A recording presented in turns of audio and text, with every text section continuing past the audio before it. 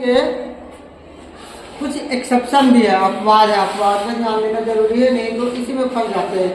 यहाँ पर reporting verb past tense में रहेगा, फिर भी इंडायरेक्ट स्पीच बनाते समय रिपोर्टेड स्पीच का टेंस में कोई परिवर्तन नहीं करेंगे। तो क्यों नहीं करेंगे अभी हम लोग देखेंगे। जैसे देख रहे हैं कि जब इन्वर्टेड कॉमा के अंदर यूनिवर्सल ट्रूथ हो जो हमेशा सत्य हो, कभी गलत नहीं हो सकता है, या कोई सिद्धांत हो जो हमेशा सत्य हो, तो ऐसी स्थिति में हम लोग क्या करेंगे कि रिपोर्टिंग वर्ब को पास्ट टेंस में रहने पर भी रिपोर्टेड स्पीच का टेंस नहीं बदलेंगे, कभी भी बदलने का प्रयास नहीं करेंगे, तो उल्टा हो जाएगा, गड़बड़ हो जाएगा। कैसे होगा देखेंगे। यहाँ पर दिया हुआ है example, he said the earth is round, उसने कहा धरती गोल है, समझेंगे है ना।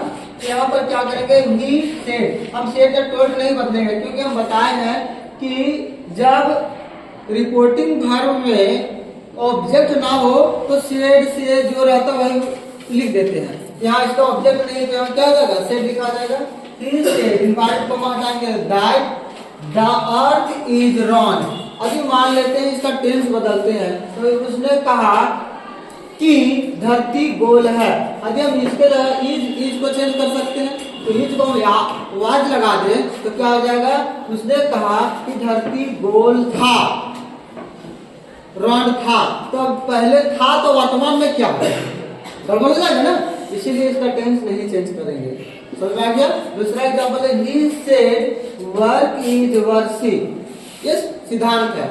उसने कहा कर्म ही पूजा है, तो अभी भी कर्म ही पूजा है, तो यहाँ हो जाएगा he said that work is worship, यहाँ आवाज नहीं लगाने का प्रयास करेंगे। क्लियर हो गया।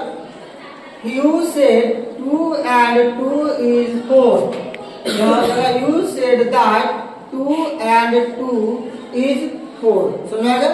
जैसे होगा टीचर सेड या said the said said man is mortal, साधु ने कहा कि मनुष्य मरणशील है, तो इसको क्या बनाएंगे, the said that man is mortar. यदि यहाँ पर आवाज लगा देंगे तो क्या हो जाएगा, मनुष्य मरणशील था, तो अभी नहीं है, अभी भी मरणशील है।